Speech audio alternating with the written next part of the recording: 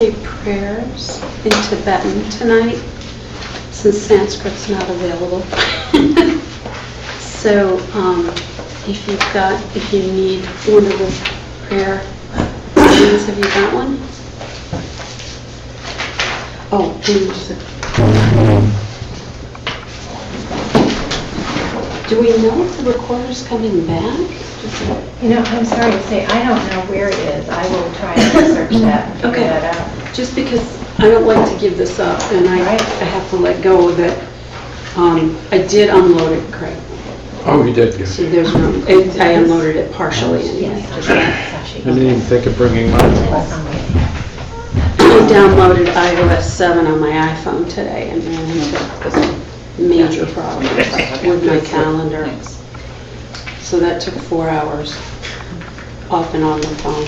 These technology devices is real time savers, aren't they? They are. They are, except when they're not. Time traders. Time traders, yeah. Okay, so we'll start the class. ACI 11, class 2. And we'll say prayers in Sanskrit. Claudia, would you like to start? Puki Jaching Nito Tram Rira Lingshin Yinde Gampadi Sange Shindu Mikte Awaki Drokun Namdak Shingla Drupar Shok Idam Guru Ratna Mandala Nirhatayani Sange Chudam Soki Chudamla Janju Bardu Dakni Kapsuchi Daki Chunyan Kimpe Sunyamki Drola Pincher Sange Drupar Shok Sange Chudam Soki Chudamla Janju Bardu Dagni Kapsuchi Daki Chunyan Kipe Sumalki Grola Pencher Sange Drupar Shok Sange Chudam Soki Chudamla Janju Bardu Dagni Kapsuchi Daki Chunyam Kipe Sunamki Drola Pencher Sange Drupar Shok.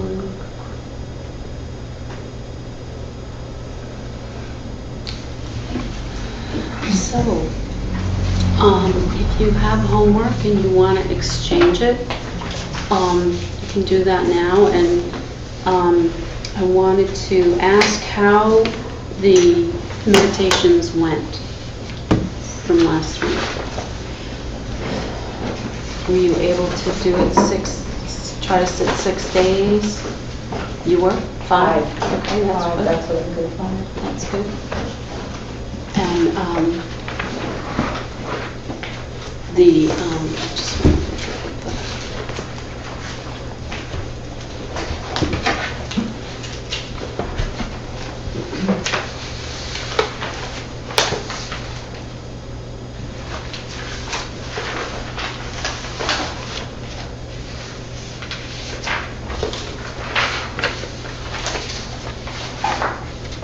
yeah.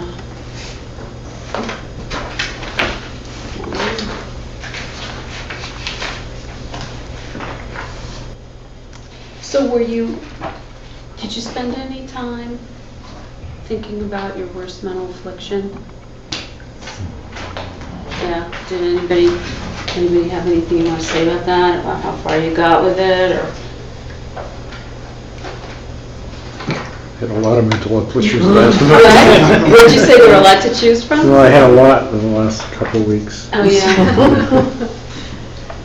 Yeah. Well, I know a little bit about what you're dealing with, and you're dealing with a lot of frustrating stuff, so I'm not surprised that happened. But did anybody Did you find one hiding behind another at all? When you really spent some time thinking about it? Elizabeth, I didn't get that as an assignment. I'm sorry. I Oh. didn't realize that we were supposed to do that. I picked one of those contemplations Yeah. and thought about that. Basically, it was building the habit kind of thing. That was what I thought about. So I wasn't thinking really about my middle.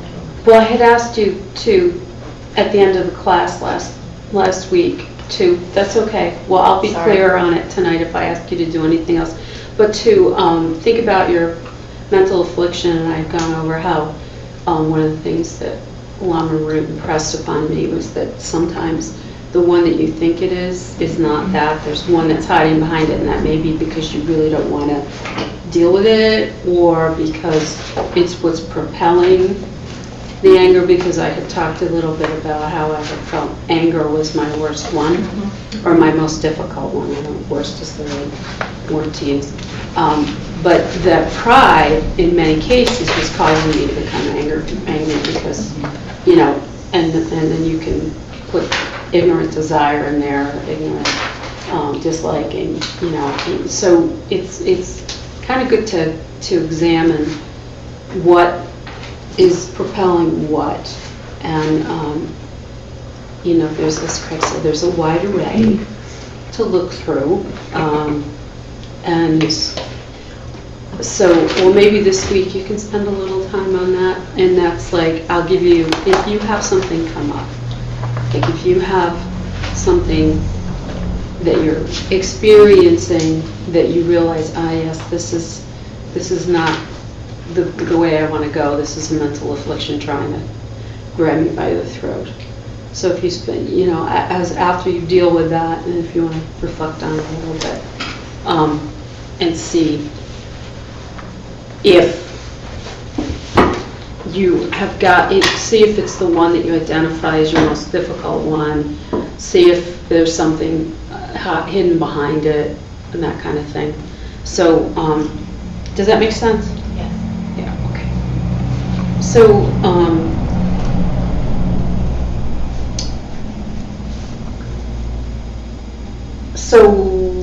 the perfection we're on tonight is patience, once again. And and we're studying the 6 perfections because their purpose is to give us the body of a Buddha. And how that breaks down from the form body and the mental body of the Buddha is that the first 3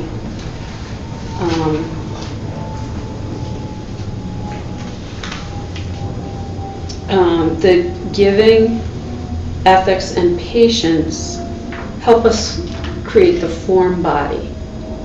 And this was something that took me a really long time to get down, especially when we start talking about the kayas, which kaya means body in Sanskrit. And then to create the Buddha mind, it's meditative concentration and wisdom. And then the 4th one splits the difference. Virya, or joyful effort, is, as Jesse said, it's like the wind in the sails of both groups to help create the form body and the wisdom body, the mental body of the Buddha. So we need all 6 in order to achieve Buddhahood, of course. So I wanted to go to the reading on page 19 to start. So, Craig, do you have that up? Yeah. Are you able to do that while Yeah. you're doing what you're doing? Page 19. Page 19. If it's too much, I can get No, someone I else. think I've got it here. Okay. The scripture? Yeah, starting with you fail. You fail to feel anger for bile and such. These major sources of pain Why then are you angry at those with minds? They're all impelled by influences. So you can stop there. So I was reading this and I was thinking, okay, bile, that seems like an old term. I wanted to go into it and be specific about the language that Master Shantideva uses. And I looked at bile online in the dictionary, and were three different definitions of it. One is physiology, a bitter alkaline yellow or greenish liquid secreted by the liver that aids in digestion. The second one was the one that that he's using it for here, and that was ill temper and peevishness. So, anger can kind of get thrown in there as well. The third one was interesting as well. It was old physiology, as they referred to it, and it's either of the two humors associated with anger and gloominess. And then for Ayurvedic medicine, they divide the three humors of Indian philosophy and Ayurvedic medicine, or they're called also the three doshas. And Pitta is bile, Vata is wind, and Kapha is phlegm. This isn't on the homework, but I just thought it was interesting that he used the word bile, and it goes back to one of the humors or doshas of Indian medicine. So it has a long history of being used in Sanskrit. So if you look back at these lines again, in the second to the last line it says these with minds, those with minds, and that refers to human beings in particular. That of course human beings have minds, and the influences in the last line refers to mental afflictions. So he uses the word influences in here a number of times, so I think it's good to note that he's referring to the mental afflictions. So to go back to the little story I told you last week about the irritating person or Buddha, we don't know, who I ran into in the form of a line cutter. It has relevance here in that it occurred to me when I was reading these verses in preparation how much further I might have gone in my expression of those moments, and that I should have seen beyond my own irritation at this guy. I could, if I had, I could see him as an irritated or angry person, and therefore in pain and needing attention, which is what he was looking for, attention and to be first and all that stuff. And if I'd gotten out of my own way a little bit more, I probably would have had more compassion for him, as opposed to going towards defensiveness. Not expressing anger, which came up, but I only went halfway there. I really did. So,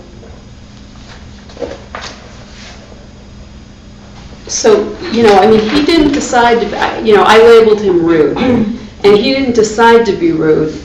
He was just overtaken by his own desire or mental affliction to get where he was going before other people. So he was under the spell of his own mental afflictions, and perhaps that was fear of not getting what he wanted. That I think there were only a few cookies left, and you know how when you get in line and you count the people in front of you to see if there's going to be a cookie left for you, because he was like all over the cookies, and so if I had that compassion to a greater extent, it would have been a true bodhisattva behavior, which we're all working toward, but I could have somehow helped him perhaps, if I had been more compassionate and just said, no, after you, magnanimously. No, of course, you go first. So I hope that makes sense,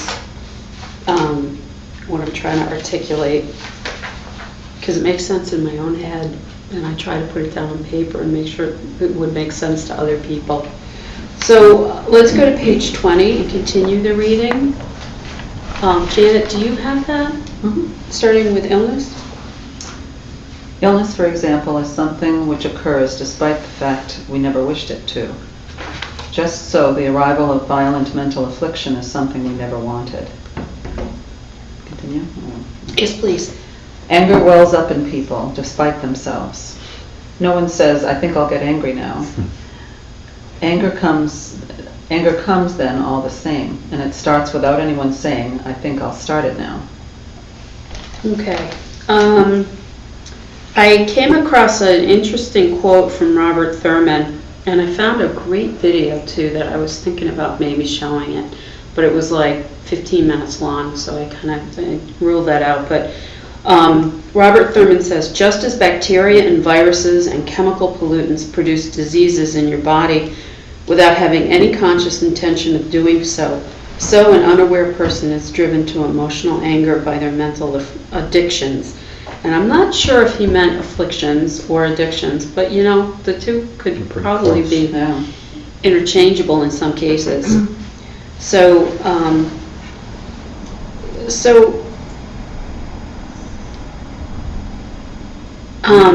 Kevin, can you read question 1 from the homework? Do you have that handy? From last week? From this week. Question 1. Give the names of the root text and commentary we are going to use for No, this. that's that's this week. I'm I looking said for this. last week. I was wrong. Oh. I meant this week. Okay. Sorry. No problem.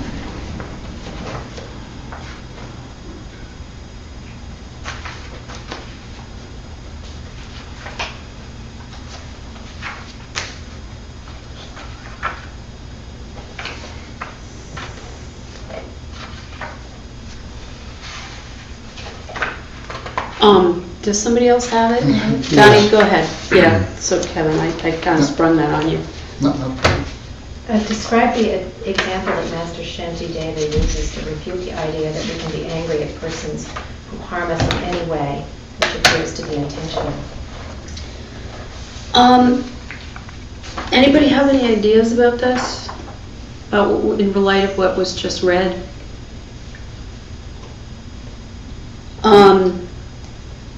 Well, as Robert Thurman said, just as our body doesn't decide to become ill, our enemies don't intentionally get angry at us. They're overtaken by mental afflictions, and they're under the control of quote-unquote influences, being the mental afflictions. So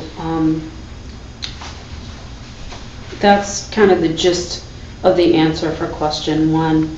And if we could continue reading on page 23, and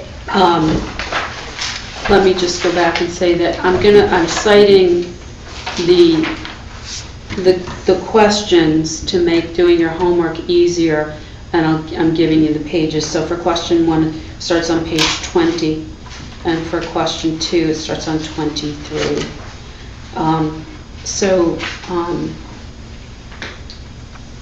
Janet, do you want to read on page 23? This thing they believe, called the primal one, or the supposed self-existent being, never came about by thinking for a purpose to themselves, now I should occur. If it cannot be with a thing that never grew itself, then what do you think can grow then?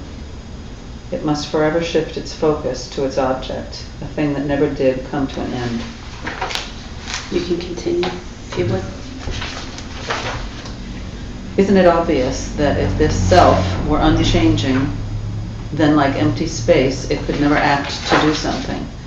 And even if it happened due to other influences, how could they act on something changeless? When they did then, it would stay existing as it was before. So doing would do nothing. Where is something you can say it does that has at all any kind of relationship with it? And so it is that everything depends on other influences, they on other, inevitably. Understand this, feel no anger toward any of these things, like pictures of illusion. So, so it's talking about mutual interdependence here.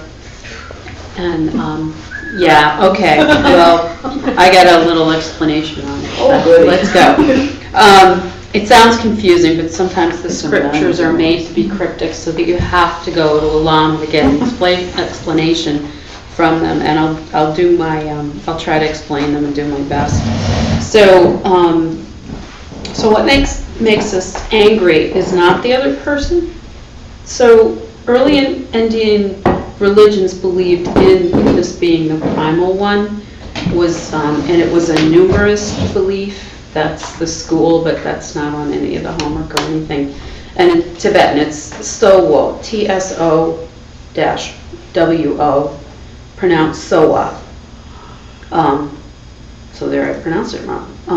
And this being made the world, has, so it created everything. It's always been, it's eternal.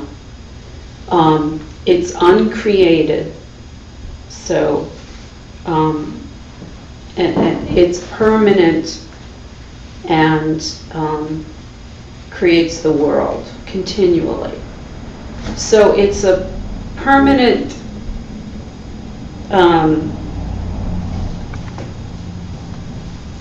unchanging thing that creates things constantly, which mean that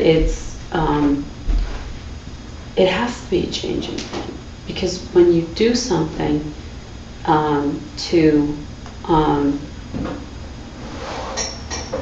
when you create something, that's a change. So it's a change in the thing that you're creating, and you can only create a change if you change. So,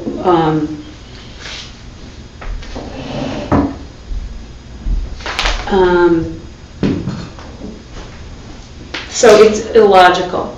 And so the next one, the self-existent being, Claudia, do you want to get yourself a setup? No, I'm good. You're good? Okay. I don't want you to be uncomfortable. No, thank you. The self-existent being belongs to the ideas of what's called what Geshe Michael Roach called the logicalist belief or group. And in Tibetan, that's Dak, D-A-K, and in Sanskrit, it's Atman. And you hear Atman and Unatman a lot in Sanskrit. Self and no self. So Geshe Michael translated it as this weird word, logicalist, because these people believe themselves to be logical, but they weren't using logic. So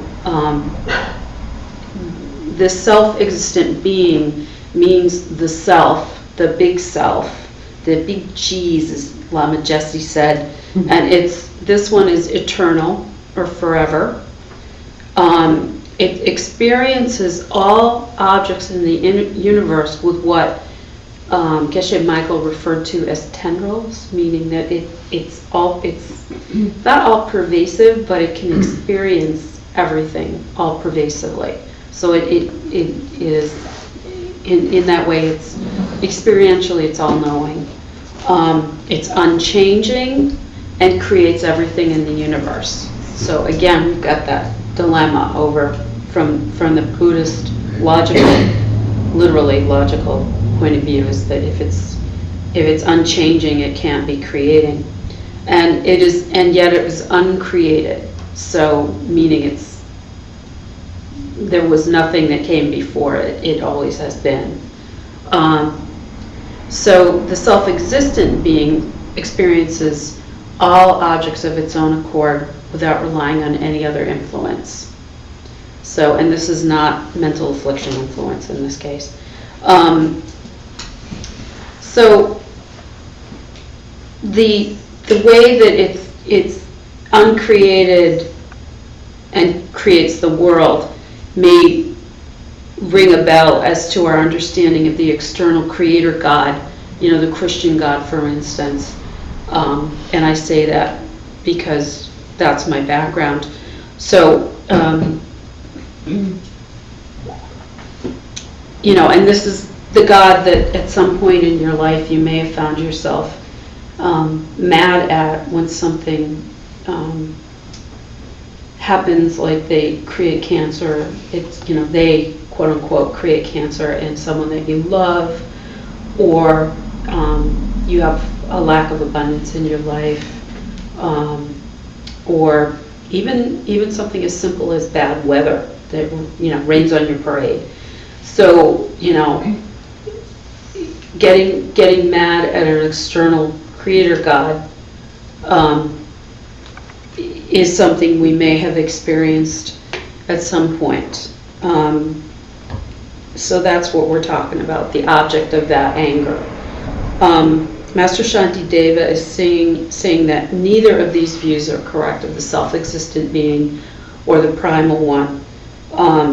Neither of these beings could have created our world, and we need to look at it logically. And here's where I put in a plug for the logic classes that we have called Debate on Saturdays. If you have ever been, you'll know that it's set up kind of like a game.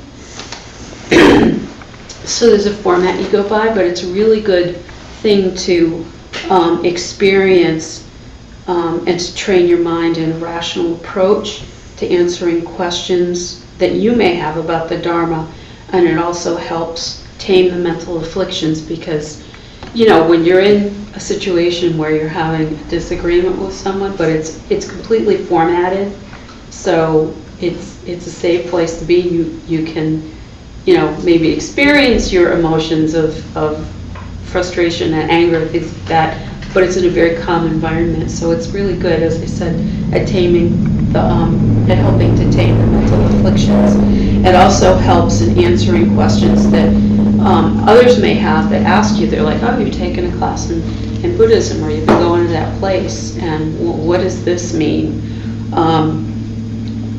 Because it gives you a good format to answer questions, and a lot of times the answer, I know that still, even when I get asked questions, I feel like flummoxed, like Whereas if I go back to my debate format, I'm like, well, why do you ask that?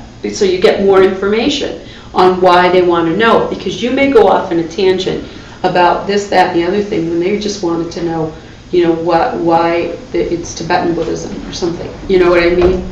So, so I highly recommend going and at least learning the format at debate on Saturday mornings. Is well worthwhile. So logically, the beings, the self-existent being and the primal being, cannot be uncreated, because they must either be caused, and they must be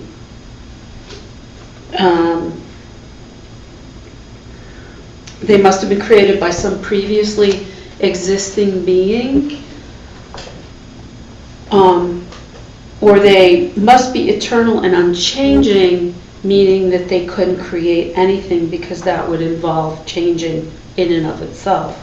So if a thing is changing, it must have a cause. And the reading following these verses that we just did, which is Gyatso J's commentary, goes into great detail about this. So I was going to have us read that. Who's ready to read? Page 25. I'll read. You read? Okay, 25.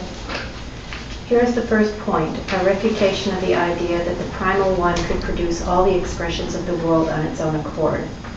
Consider now this thing that they believe is called the primal one, which is supposed to be made of equal parts of particle, darkness, and courage, and is supposed to have 5 different qualities.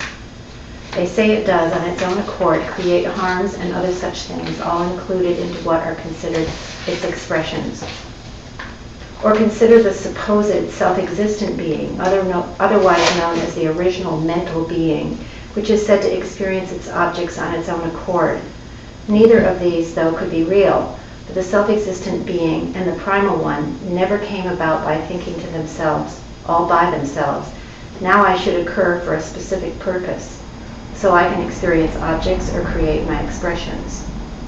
But in fact, they could never make anything occur. They could never actually do anything, no more than the horns on a rabbit's head could. Let's consider what it is you think can grow then, at the point when the primal one is supposed to produce some result. Would it be completely mistaken to believe that the one could produce any result at all, since this one itself never grew from anything in the first place? And this must absolutely be the case, because it is logically impossible for anything to produce a result. It cannot be if that thing, that is, because that thing was such that it never grew itself.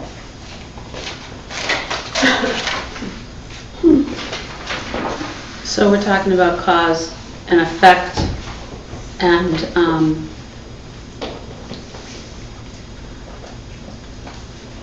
how things come about. We're going to go on. So do you want to read the second point? Sure. Here is the second point, a refutation of the idea that the original mental being could experience objects on its own accord. Let us consider this original mental being. Isn't it true then that it would be a thing that could never have a time when it was not experiencing its object, that never did come to an end, that is, never could come to an end with each experience? This is because, 1, you believe it to be an unchanging but functional thing which experiences its objects, and 2, if it were such a thing, then it must forever shift its focus to its object. And if this were the case, then it would be impossible for there to ever be a time when it were not holding to its object. So that means that if it's unchanging, then it would just be constantly focused on this vase, and it could never change and look over and see this glass of water. So does that make sense? Every aspect of its being is unchanging, so. Unchanging. So it would always be in the same locked position with the same object. Yeah. Yeah. There's got to be a Star Trek episode where that happened. All right. Where they froze them or something. Yeah. So go on if you will. Okay. The second point here is a refutation of the idea that the self-existent being accepted by the logicalists could never exist of its own accord. Here there are 3 separate steps: a demonstration that it is incorrect to think that an unchanging thing could ever produce a result, a demonstration that it is incorrect to think that the same thing could rely upon some other influence, a demonstration that the same thing could never share a relationship with some influence. Here is the first. The logicalists believe in a self-existent being that is both something physical and also an unchanging thing that can perform a function. They say then that it creates those things that do us harm.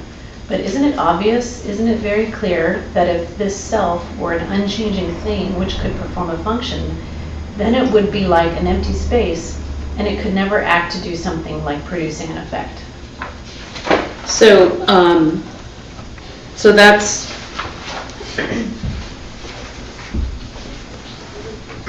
that gets on to question 3. That if you want to look at question 3, give examples of things that are changing yet eternal but not changing, permanent but changing, impermanent and also changing, unchanging but able to do something. So what I'd like to do is have you guys, like, can anybody come up with something that's changing yet eternal?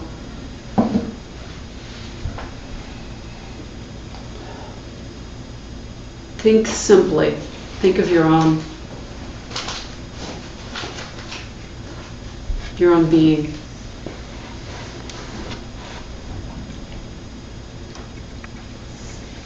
Changing, but But eternal. But eternal. how about your mind stream? That's right. That's perfect. And then eternal but not changing. And this one was mentioned in the reading.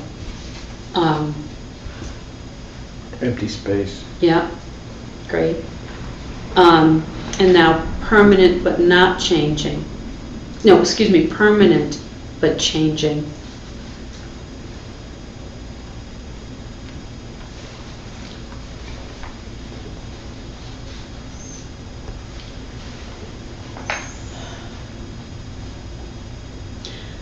Emptiness.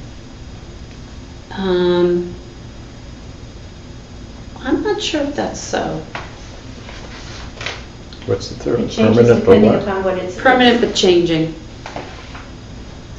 Meaning it has always been and will always be. Right, but and it it changes. changes depending upon what it is empty of, or what it is the emptiness of. Emptiness? Is that what you're Right, saying? that's what changes, there's the emptiness of the chair. There's the Um, emptiness What's the of- difference between permanent and eternal? In this case, there's not much difference. That's a hint. So,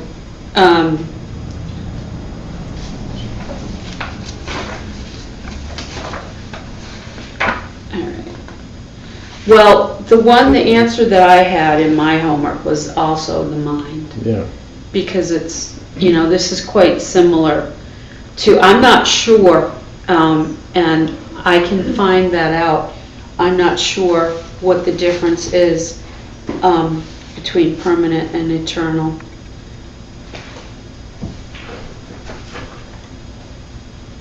But I can find out for next week. Well, the answer key says the mind is permanent. Parentheses, never stops and changes from moment to moment. Okay. So of the mind again. All right. The next one is impermanent and also changing. And this one's pretty obvious. Just about everything. Yeah. This is not always going to work. This table will break down someday. This chair will. My body will. So it's worldly relationships of all kinds. Objects like your car, cell phone, computer, your body. And then the last one, any questions on that? Okay, the last one is unchanging but able to do something. So this is what we're talking about, that the logicalists believed in. Well, Don't think too hard. Nothing. Nothing. Nothing can be unchanged and be able to do or produce something. It's impossible.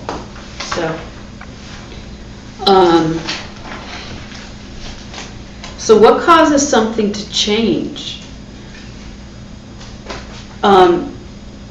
If it's a changing thing, it must be caused according to Buddhism. So what causes it to then change?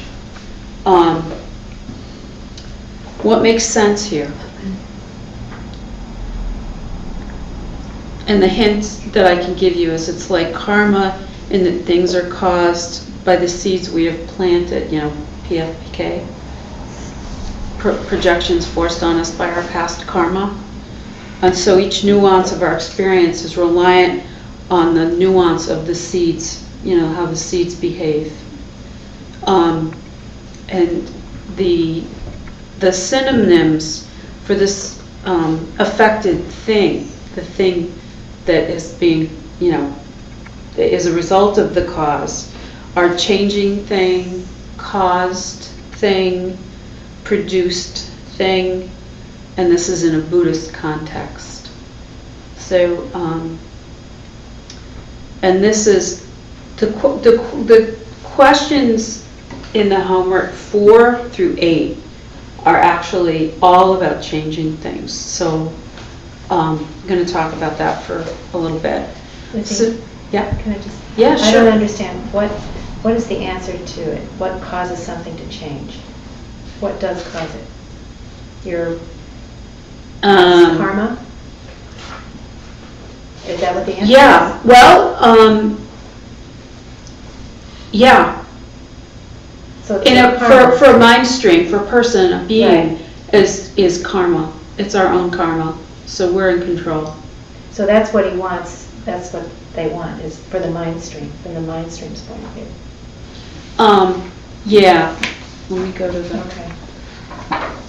I made the mistake of not putting the homework question right in front of me. So,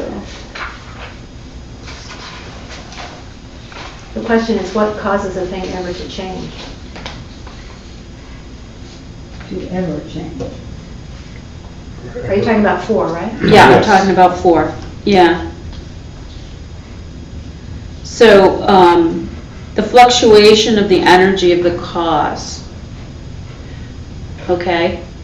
So, so you're in a sailboat and you're in irons, you're not moving, there's no wind. But then a wind comes up, and, the cause for you getting out to where you were was the motor because there was no wind.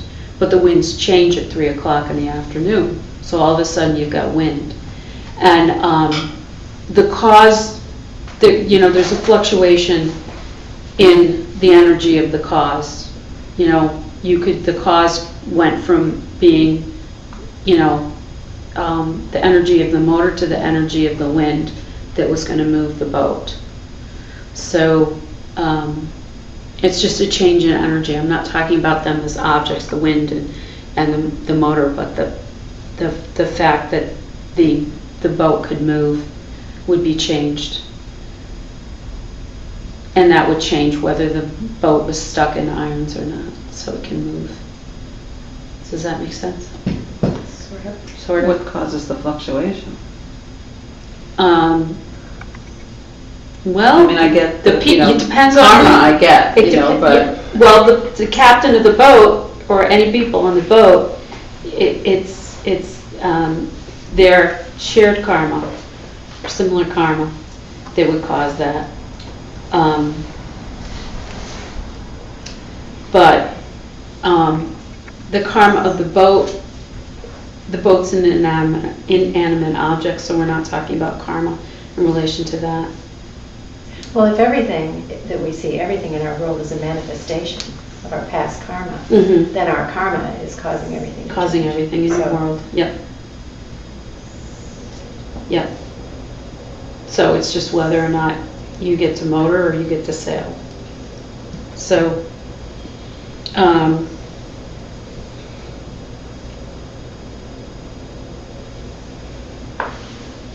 so we need to take the terms and concepts into contemplation. We really do, to understand them better. Because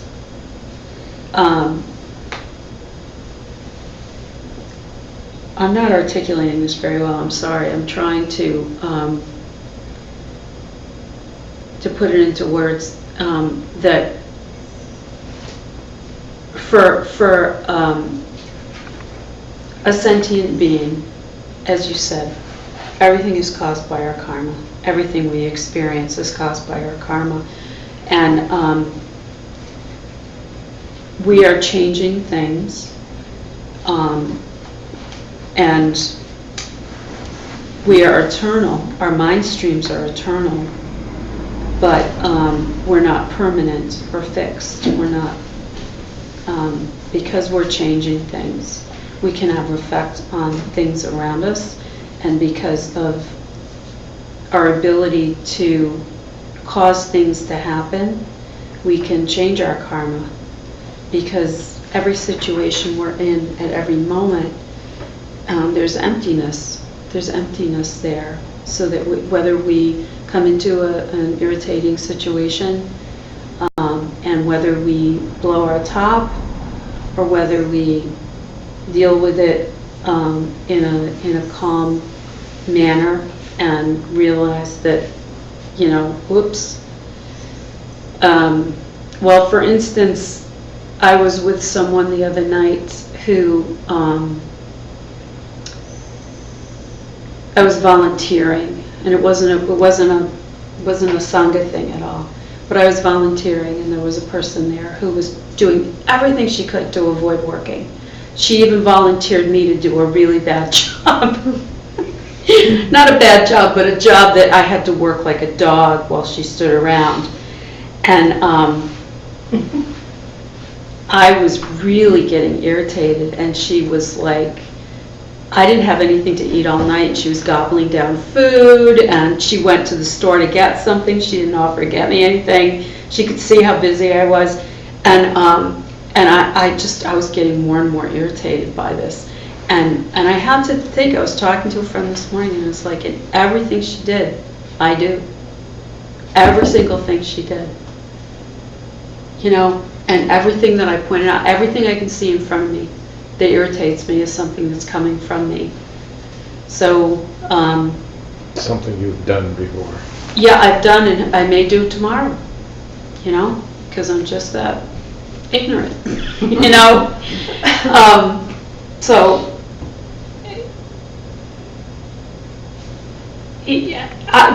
that was very clear to me that that's why I was saying it, was because I've had those desires and needs and constantly putting myself first in the past, and still struggling with it. And so that's why I see things like that. That's why I come into contact with people like that, because they're my teachers. So I thank her for teaching me about that. Does that shed any light on it? No? Yeah, okay. So,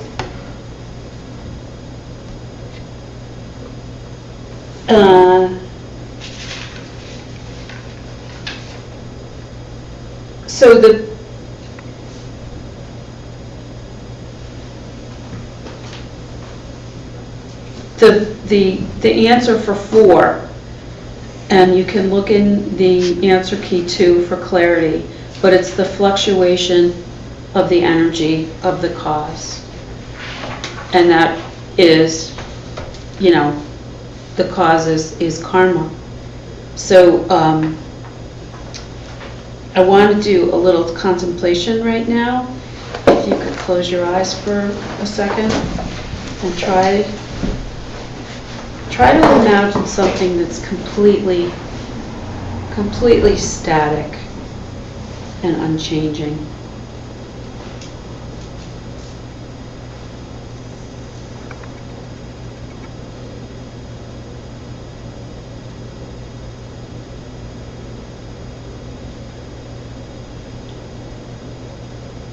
Now, could you be aware of that thing with your changing mind?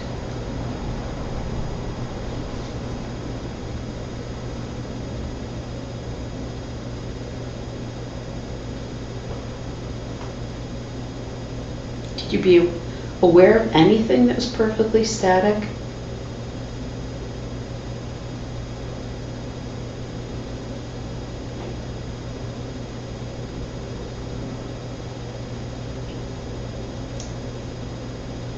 Now imagine your mind as being that way, perfectly static, with no passage of time,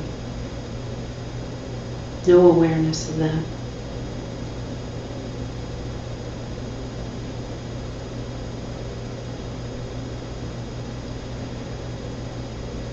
Could you have an awareness of anything if your mind were that way?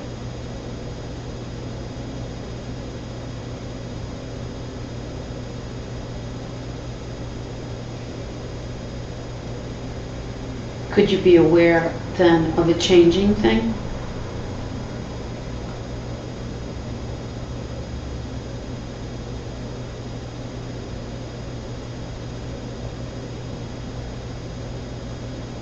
changing thing like the chair or pillows you're sitting on?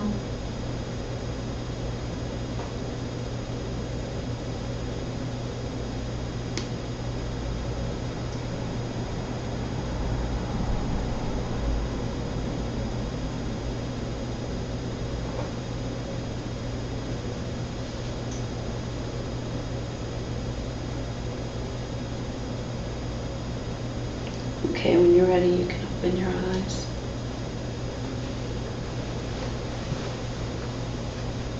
So can you be aware of something that's completely static? Can you think of anything that's completely static and unchanging?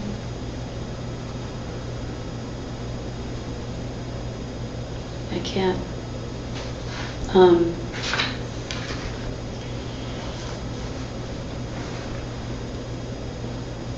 Because in order to be aware of a changing thing, your mind must change. And so, see this glass of water? And now it's over here. So as you saw that move, your mind just changed from shifting from one area to another. So a God that creates things must have a cause, because if he or she is creating something, there is change involved, and so the God would be a changing thing, and therefore would have a cause of his or her own. If he or she has a cause, he or she is not eternal because he or she had a beginning. And this is part of the logic that the Buddhists use for explaining our reality. So God created everything. If so, who created God? Any ideas? No, I mean really think back. Have you ever had any ideas about that? Thought about it, but never had any clue. Not a direct answer to that, but I think, and I'm not saying this out of my specific belief even, but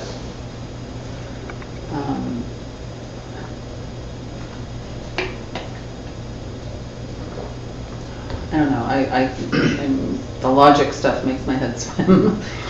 But Debate helps that. It really does.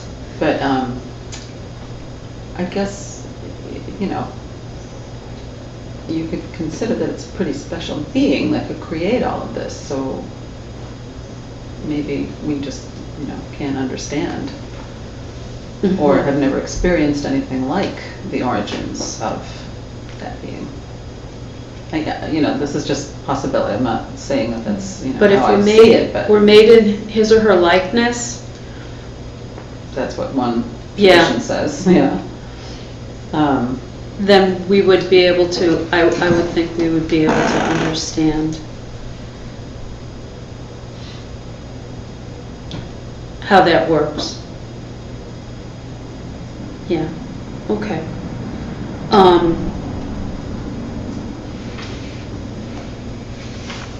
So if God created God, they were not yet created when they created themselves. So that What was the doesn't. cause? Yeah, what was the cause? Well, it's like in science now, they're saying that there were many Big Bangs. So the Big Bang wasn't the original thing that created everything, that there were Big Bangs before that, and they, you know, things have grown and continued and fluctuated. So, you know, who knows if there was ever an original Big Bang, if that's true.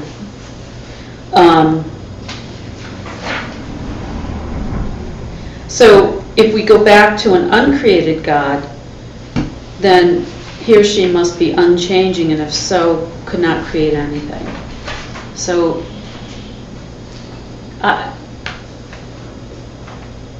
this made enough sense to me that I was able to, at least for the time being, 4 or 5 years ago, put aside what I grew up with, and, with great respect, but put it here and start learning about the logic of Buddhism and that philosophy and thought process and the teachings. So that's how it worked for me. It took me a good year, though, of wrestling with these two different philosophies till I could really say that I wanted to learn more about the new one and not feel guilty about being untrue to what I grew up with. So, and it was, as a thinking person, it was the logic that got me to be able to suspend disbelief in karma and emptiness and multiple lives. So that's how it worked for me. So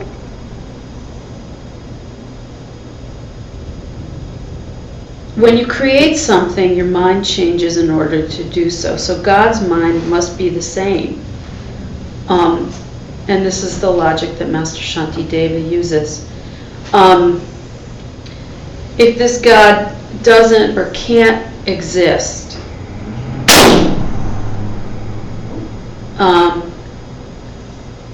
how can we get mad at him or her for our problems, as you may or may not have in the past? So don't blame them.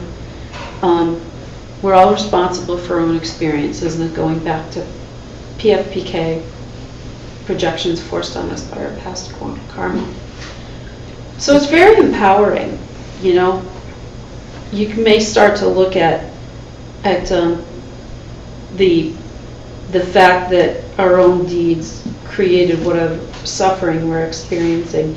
But it's a very empowering thing to know that, well, if I change my deeds, my suffering will change. That's the path. That's the path. So Buddhism says the Christian God can't exist in this way of being uncreated and unchanging, but be creating things. So my disclaimer to talking about this is that I don't have a background in comparative religions like Lamaji does. But so my background, as I said, is Catholic, and that, in my experience, the brand of Irish Catholicism that I grew up with at the school I went to had little or no logic involved in it at all. There was none. So I was kind of hungry for this when I came across it. But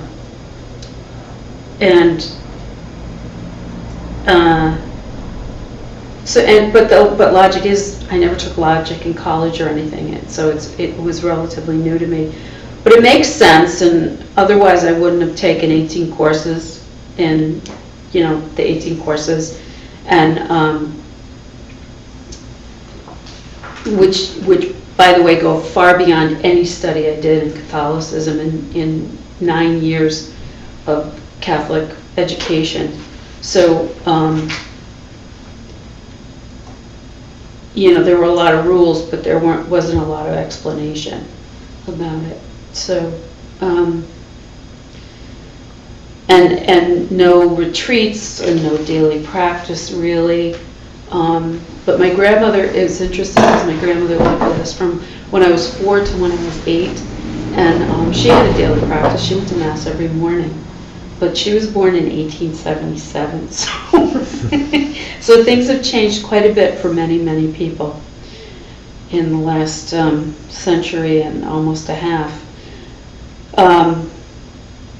Buddhist logic also, though, debunks Buddhist teachings.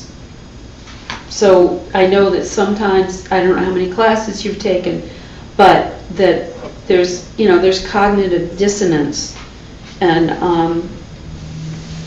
that Lamaji talks about, that the more you study Buddhism, the higher degree of, the higher ability you need to live with cognitive dissonance, so that you're hearing some things that were aimed at certain audiences in the teachings, and then other things that were aimed at other audiences in the teachings. And when you get to the advanced teachings, it's a whole nother level. So,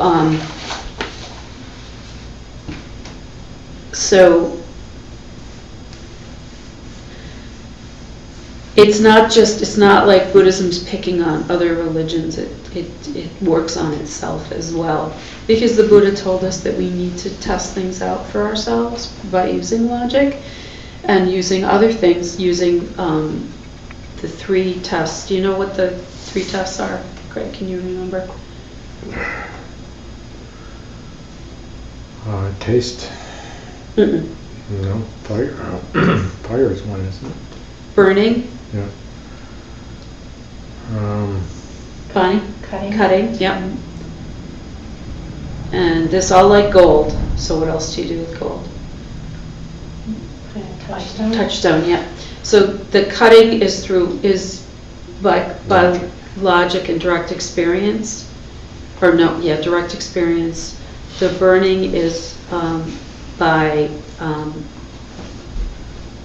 that's the one for logic. That's about. Do you remember? Claudia, you remember? No. No. Okay. Cutting, the burning is through Cutting is your own experience. your own experience, The burning would be the logic. the logic, and then the touchstone is with the a scripture. or lama. Right. Yeah. Yeah. So those are the 3 ways that you test it. So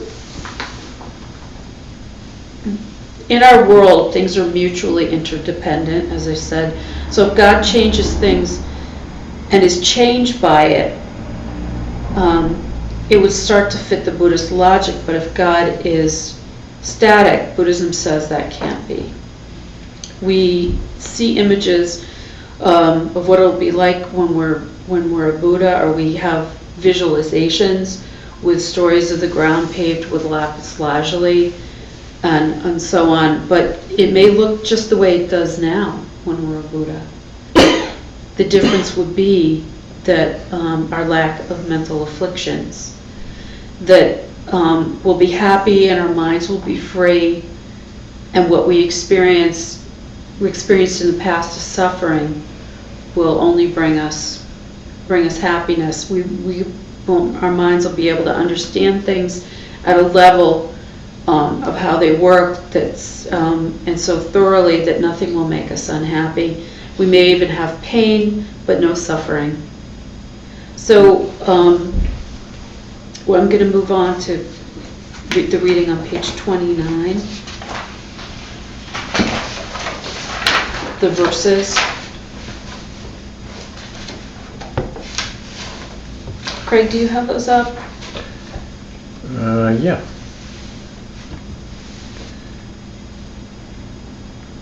There are those who having lost their senses, hurt themselves, bind themselves with thorns and such. To get a woman or the like, they become obsessed and then do things like refusing to eat food. Some go and hang themselves, leap from cliffs and swallow poison or other harmful things. Others go and hurt themselves by living in a way against the virtuous life.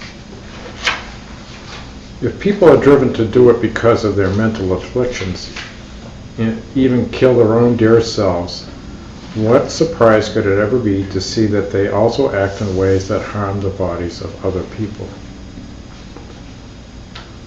Thus do people live, committing acts like suicide, driven by their own bad thoughts.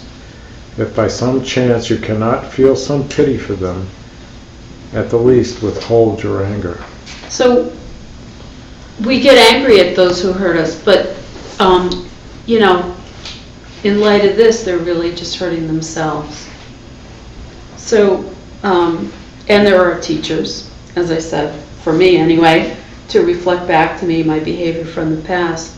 They're trying to get what they want and avoid what they don't want, which is what most of us are trying to do, to avoid pain and be happy. And some are willing to hurt others to do so, but they're hurting themselves karmically. So if we can see that in others, it's really important to bring it back to yourself. That, okay, so what am I doing that's shooting myself in the foot karmically? You know, try to figure out the little ways that we can make changes to improve the seeds that we're planting. And an obvious correlation that I can draw is that with drugs, with being hooked on drugs. Because when one is hooked, in many cases, one will do anything in order to get the money to get more drugs. So they'll, create any kind of havoc and hurt other people. And then, they're only hurting themselves in two ways, because they're planting on these seeds through stealing and the hurt they're doing to other people. They're also physically abusing their own bodies and minds with the drugs. If someone hurts a person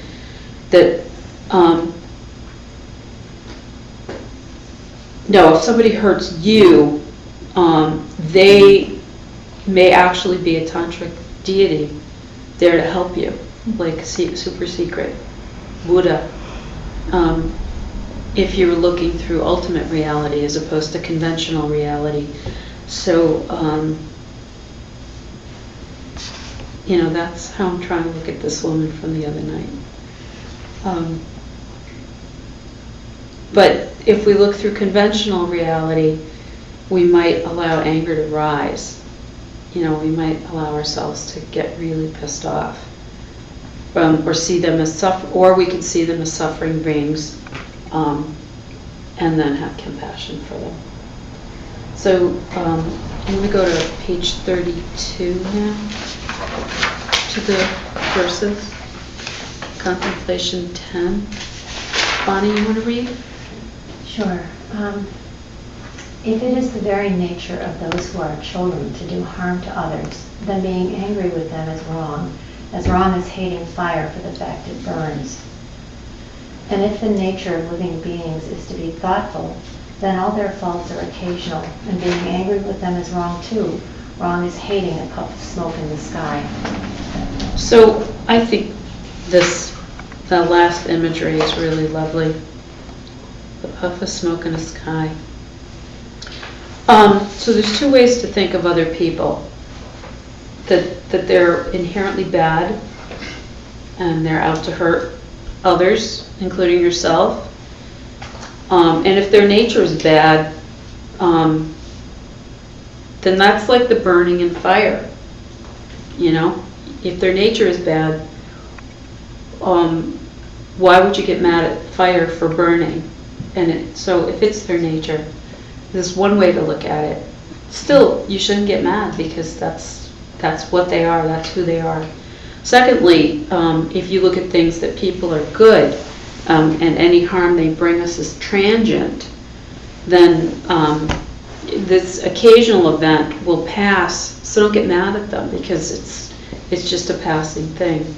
So whether you look at people as bad or good,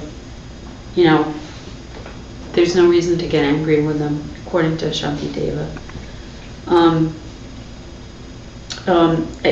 A parent, for instance, can see behind the bad behavior of a child to see all the good that they do and what their basic nature is. So we can do this for others with compassion. Master Shantideva talks about children, and in this he's referring to 3 to 6 year olds in a couple of ways.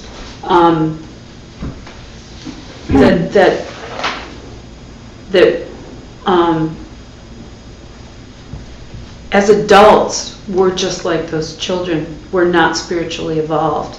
and we're banging through life with adult things like sharply honed, hurtful language and war machines and the like, behaving like these children. And if you have listened to any of the speeches lately, you may see some of that with the saber rattling that's going on in the world in the last few months and beyond.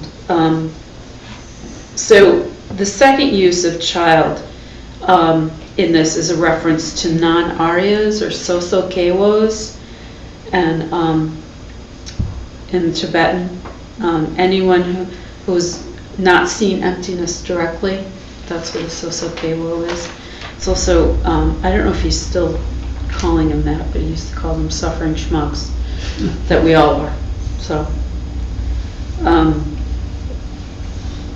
So anyone who's not seen emptiness directly, and that would make me a child, and maybe some of you in this room, I don't know, you may be, as I said, super secret Buddhists, unless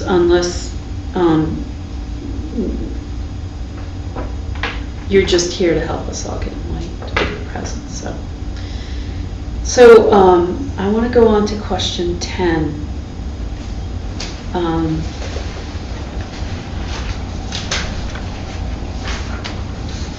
Janet, you want to read question 10? Do you have it handy? You don't? I have it. Okay, thanks, buddy. Name the direct cause for our pain when someone hits us with a stick, and then the things which impel this direct cause. At which should we be angry? All right, so if you go to 32 now and read the verse there. Do you want to read? Sure.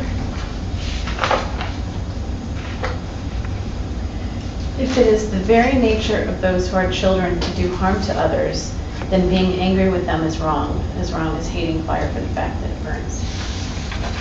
Right, is that what I'm reading? That's 32. That's what she said, but I think it is. Yeah, 30. No, I'm 34. Sorry. 34, I'm sorry. It's the stick or whatever that delivers directly. If you're angry at what impels it, then get mad if you really must at anger itself, since it's the force that sets the other into motion. So Lama Jesse told a story about somebody being on the streets in New York and having a guy walking really fast, suddenly turn and smack the person in the belly, just like knock the wind out of him with his briefcase, and then run away. And so here's the stick, the briefcase, and the guy, was angry. So the briefcase wasn't in charge of what was happening, so it's silly to get angry at that. And the guy was completely, who knows what, but in New York, anything can happen. So he was obviously overtaken by his mental afflictions of whatever sort they were, and so there's no point in getting angry at him either. I mean, it's just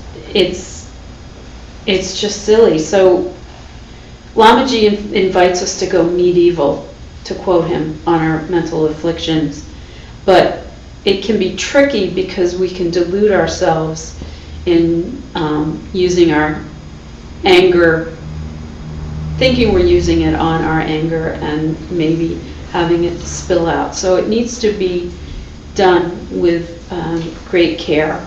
And not all mental afflictions are good for this. You can't use anxiety on your anxiety or guilt on your guilt. That won't work. Because I don't know anybody else's experience feeling guilty for feeling guilty, and it's not good. You probably come across that, Claudia. All right, so page 35. Kevin, do you want to read? Sure. I myself in days gone by perpetuated this very harm on other living beings. And so it's right that now the one who did the harm, myself, should have this hurt come to him. Their weapons and this body of mine, both of them provide the causes for the pain to come. They produce the weapons and I produce the body, at which should I be angry?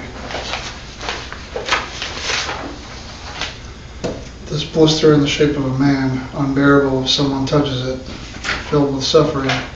It's me who draws my blind desire, grasps to it, so who deserves my anger when someone harms it? Children want no suffering, but at the same time, then they thirst for the things that bring them pain. If suffering comes to you because of some fault of your own, why feel hate for others? Take, for example, the guards of hell and forests filled of trees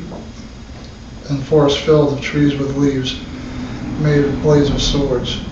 Every one of them was created by the deeds you did yourself. Who then deserves your anger?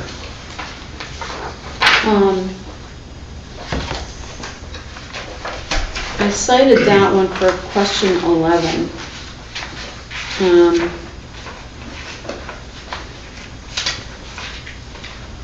And question 11 says, explain the role of perception in the true cause of the objects and people which make us angry.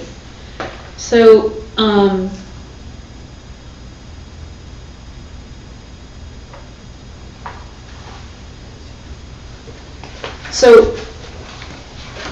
it asks about, do you have it, Janet? Do you have the question right there? Do you want to read it? Explain the role of perception in the true cause of the objects and people which make us angry.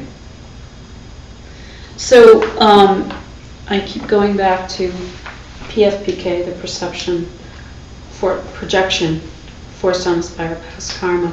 But that perception is the projection forced on us by past karma. So whether or not we perceive somebody as irritating or blissful is completely dictated by what we have done in the past. So,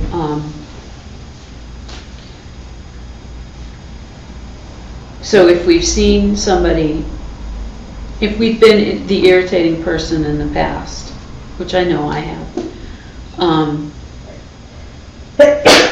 it's, bless you, it's, that's where it's coming from. When I come across an irritating person and they know that. So that's question 11. Does anybody need to use the bathroom or anything? Anybody need a break? You're good. Okay, good. So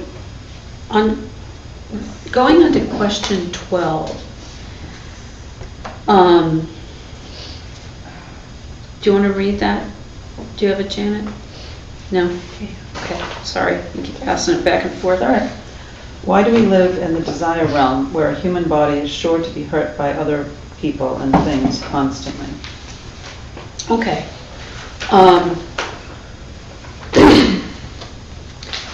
So these verses talk about where our bad situations come from. And if someone hurts my body, that can only happen if there's a person there with some means of hurting me and my body. So why is my body there to tango with this other person? Well, because they couldn't hurt me if it wasn't there, I want to know who brought my body to the situation. And, you know, the answer, the long and the short answer is that I did, through karma. I put myself in that position and am seeing something that I had created in the past by some activity, you know, or behavior that caused me to have this person in front of me going to hurt me. So Master Shanti Deva is saying here that if we have a physical body that we perceive as such, as a physical body, and not a light body or something like that, it's by our own karma, and that is a feature of the desire realm. So because we're in the desire realm, karmically, we have a body, and we have a body because of the karma that we've generated in the past.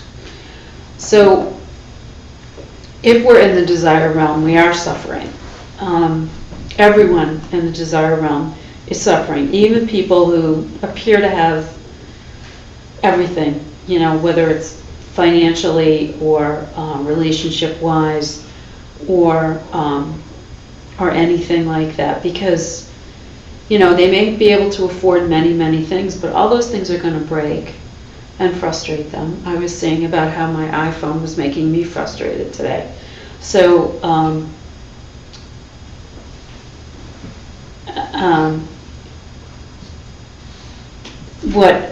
and if you have a lovely relationship, at some point, you know, it will end. It may end at the end of your life. It may end sooner than that, but it will end, and we will feel some sorrow when those things happen, and some sorrow in some sorrow.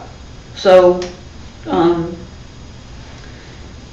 it's eventually all coming to suffering. So we're keeping ourselves here too by continual misdeeds that we may or may not be aware of. So we brought ourselves here, and we keep ourselves here. If you're a tantric enlightened Buddha, you brought yourself there. And I say there because I'm not there. That's not you. But we could have them around us. And again, as I said, their experience would be different of what we see as conventional reality. Their experience would be without suffering. So, but if you're being hit in the stomach with a briefcase, or getting cancer, or having a loved one be ill, or having our possessions taken by the bank, we're clearly in the desire realm. So our desire causes the things that we want to fall away and things that we don't want to come at us. So if we have the clarity of a precious human life, you know, the lifetime that we can have, in which we could have total enlightenment, reach total enlightenment. If we have that, and we're not in the hells, we're not in the form or the formless realms where we couldn't reach enlightenment, there's a way out through the path as long as we're in a precious human life. So that's why we need to take care of our bodies, stop the misdeeds, and start acting like a bodhisattva. So we need to work our karmic bank account of good and bad deeds, because we have both. And our really bad deeds have not, thankfully, in this life and lifetime ripened, like you know, being a pedophile or being a rapist or being Hitler was one example that Lama Jesse used. Yeah, we're not Hitler. So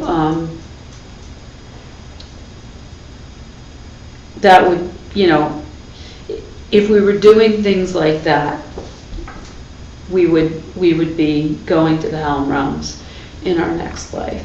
So we do have a chance. We do have the opportunity to make it to the end of the goal.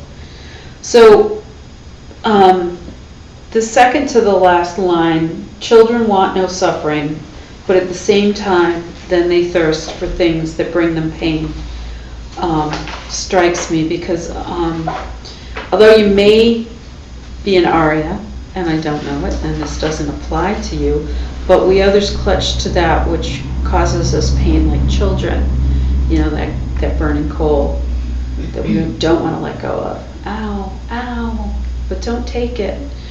You know, for instance, like horror movies give us a thrill in the theater when we're surrounded by people and there's a big light on, you know, coming from the movie screen, and we can cuddle up with whoever we went to. But then later, you know, you're in the dark at home and there's something, the floor creaks.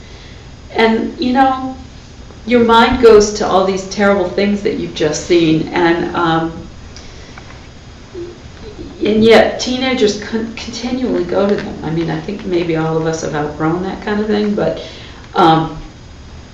it's causing ourselves suffering, and we're seeing things on TV as well as in such, slasher movies and stuff, that it's entertainment to watch people die. So even though it's fictional, and even though it's maybe ridiculous, and even though it's just staged, it's still entertaining ourselves with other people's suffering. And it's, there's vows for that. So,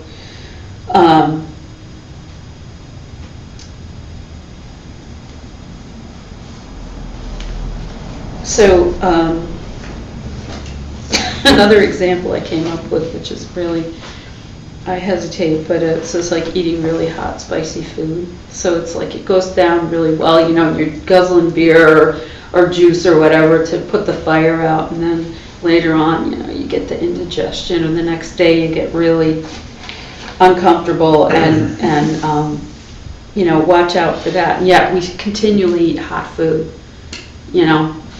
many people do. So the last part, if suffering comes to you because of some fault of your own, why feel hate for others?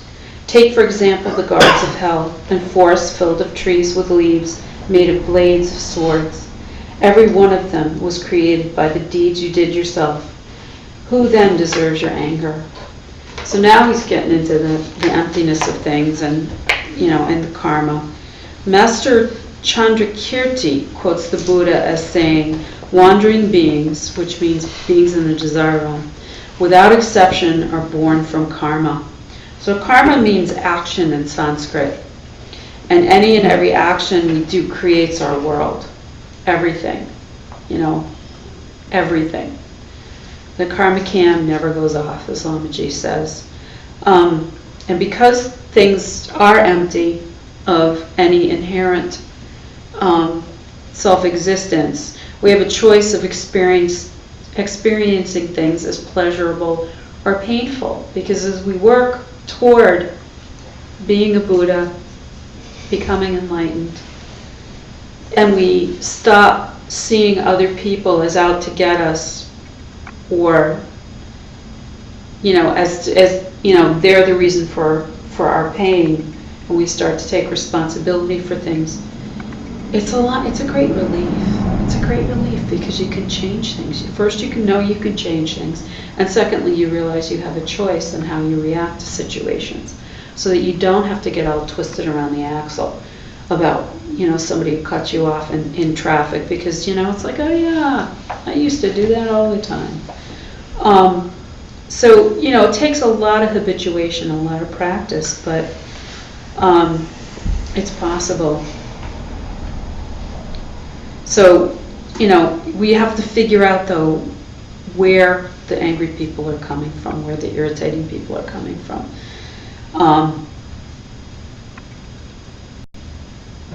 So as an exercise, I want you to think of the last irritating experience that you had, where you got a little or a lot angry.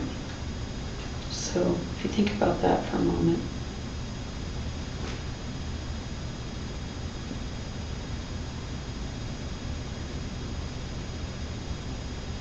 And in that moment, we may have thought that if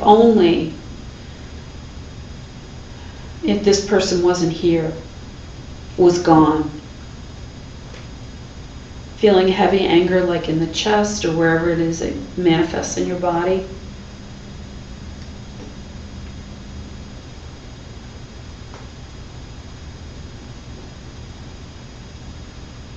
So even if you don't express the anger, you may be thinking thoughts of ill will.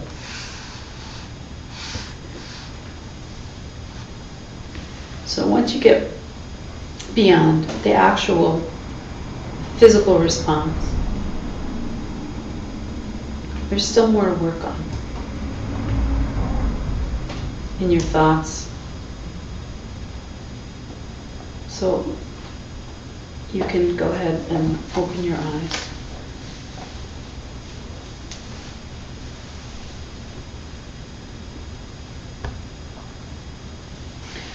So, I wanted to do another quick meditation. So if you close your eyes, and if you can imagine another similar situation, but you're not irritated by it. You can even imagine the same situation, but in this situation, in this rendering of it, you're not irritated by it.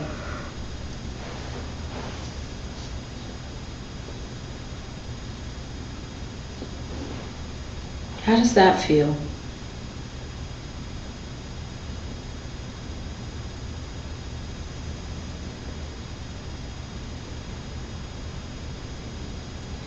Maybe in 6 months or a year you won't be irritated by such a thing.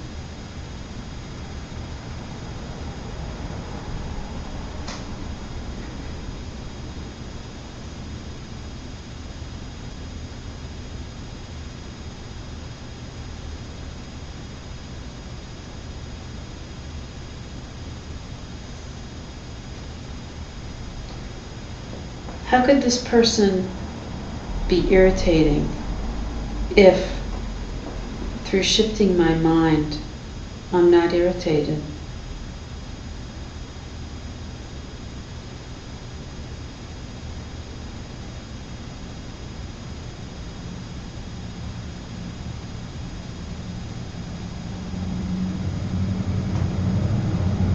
They're not inherently irritating.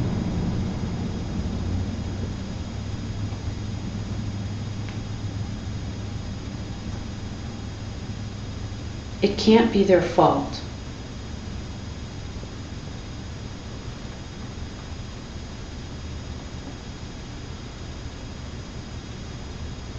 I have control.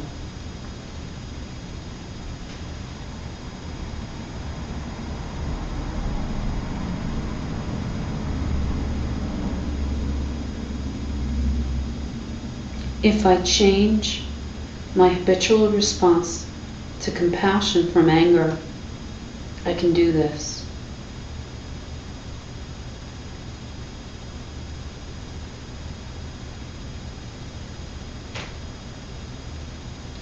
Know that they are suffering.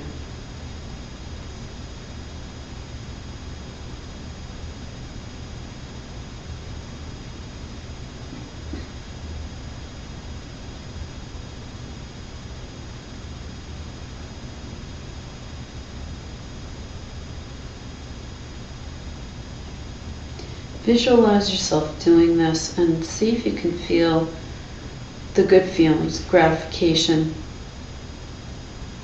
from controlling or responding differently to this situation.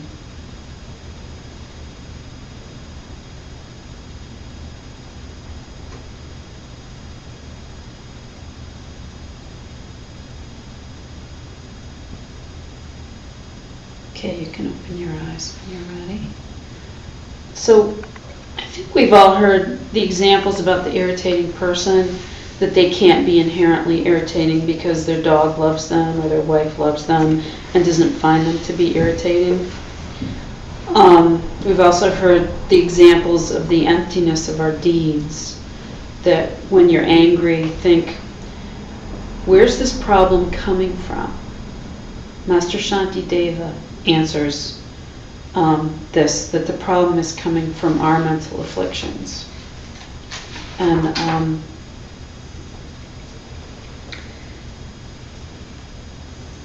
is it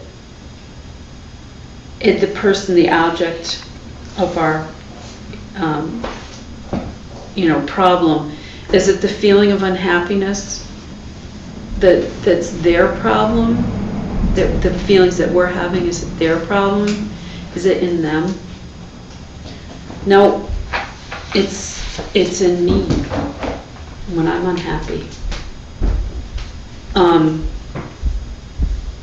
It's my feeling that's hurting me.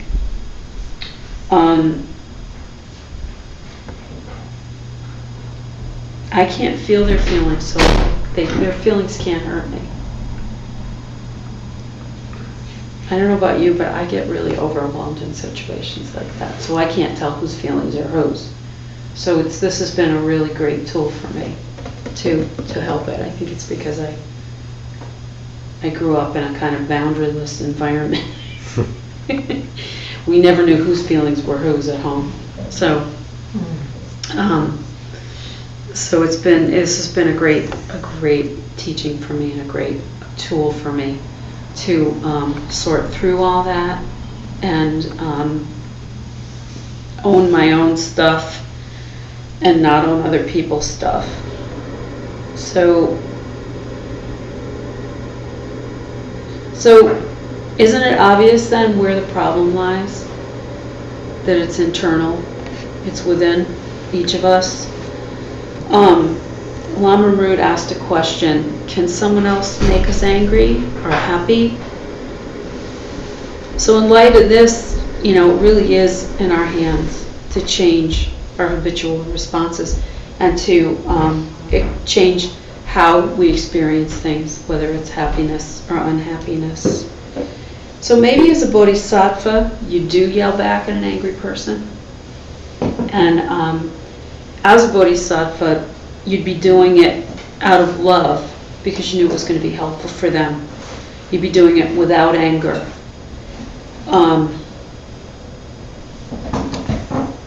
And so if you can accomplish this, where you're able to do this, to help people this way, you can, well, Mom Jessie kind of made light of it.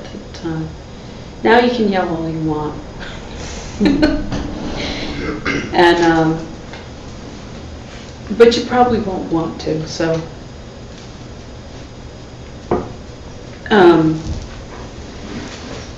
Even lamas, though, can be wrathful if they see a student hurting themselves. Like a mother yelling at a child when they run into the street. It's out of love and it's out of protection that they will help in that way, in that wrathful way. So whatever method works for you to understand the ignorant part of anger is important, that the ignorant part of anger is blame. So no blaming anymore. No excuses. Take responsibility.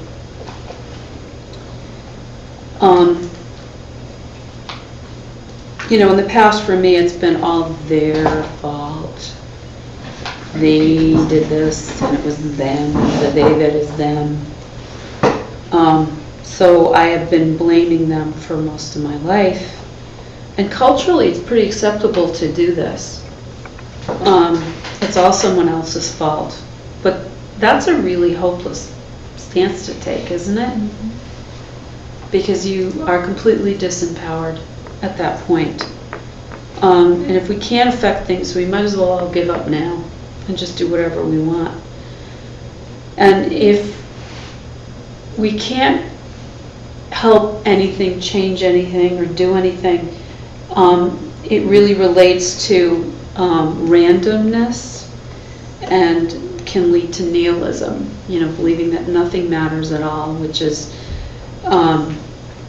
as the Buddha said, and as the Dalai Lama says, he walks the middle way, because on one side is randomness, and what's on the other side?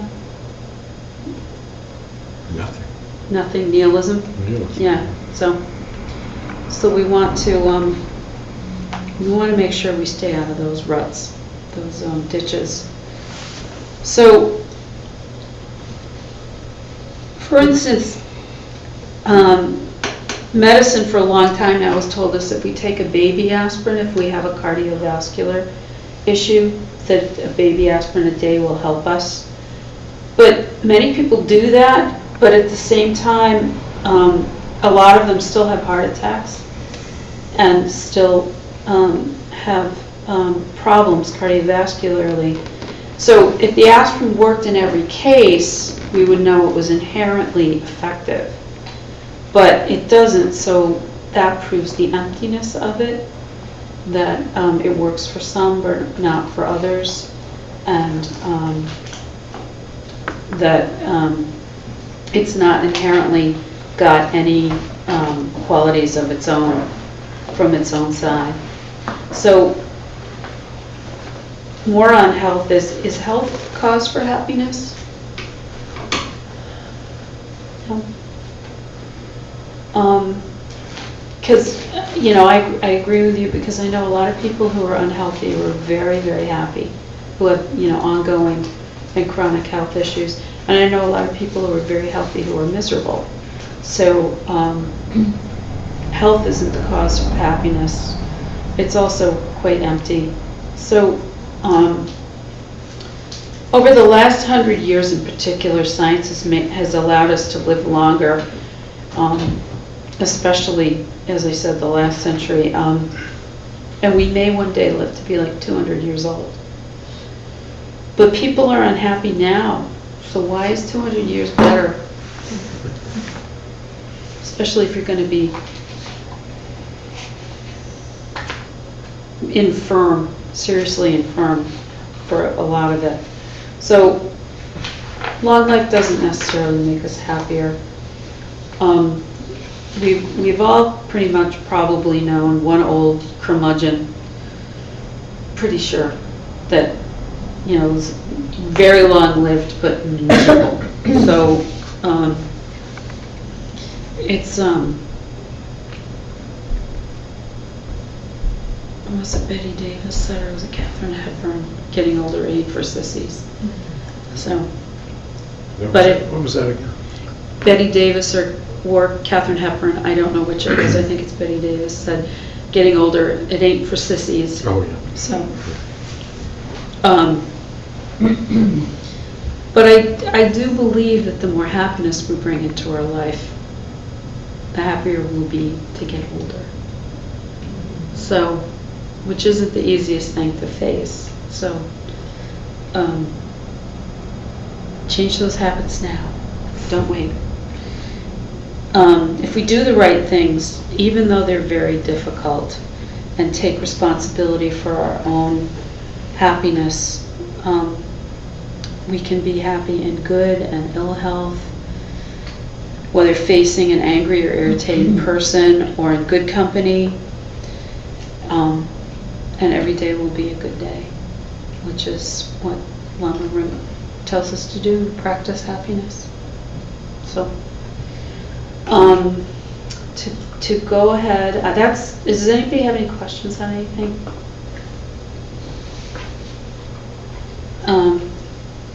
So to look at the homework, the meditation assignment,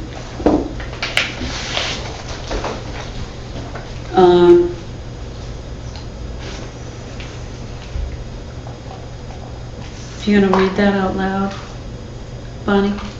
Sure. Do a very serious and careful analytical meditation on the source of this world and the objects in it which make you angry. Try to see that your cultural upbringing may be blocking you from seeing the true source of things that make you angry, your own past actions, with nothing and no one else to blame. So, this is a really good meditation, but it may not be so happy to do it the first couple times if you're doing an archaeological dig on that, on the past.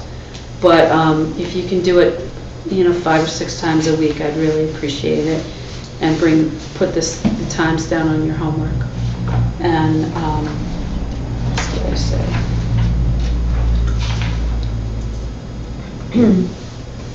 And make sure you take a day off. And if you're keeping a book, keep the book 6 or 7 days a week. And but as I said, Islam, when it says take a Shabbat, take a day off.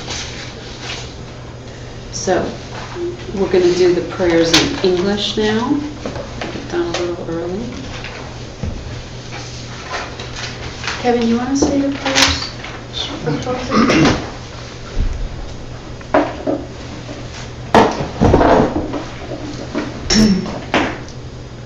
Here is the great earth, The the smell of incense, cover the blanket of flowers, the great mountain, the four continents, wherein jewel the sun and moon. In my mind I make them the paradise of Buddha, and offer all to you. By this deed may every living being experience the pure world. Idam Guru Ratna Mandalakanya Vittayami. By the goodness of what I have just done, May all beings complete the collection of merit and wisdom, and thus gain the two ultimate bodies that merit was to make. Sarvamangalam. Please teach, please teach, please teach. Please stay, please stay, please stay. Thank you for being here, and giving me the merit of teaching.